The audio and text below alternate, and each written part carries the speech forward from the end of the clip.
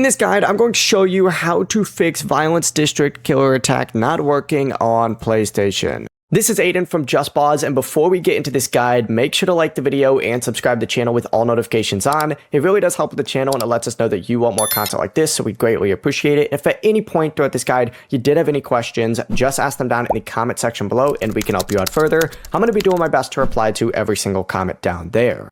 First things first, make sure, of course, that you are using the attack button shown on screen for your specific killer, because some killers do have different controls for their basic attack and abilities. If an attack button is completely unresponsive, press the options button and then open up the Roblox menu for you, and you need to just go ahead and either reset your character by just respawning or leave the game and rejoin after your match. Then try another killer just to check to see whether the problem only affects one character, and you can also fully close Roblox from your PlayStation home screen, reopen it, and rejoin Violence District again. And if it's still not registering after that, it most likely is a Violence District controller bug rather than a setting that you can change, and you're just going to have to wait this one out.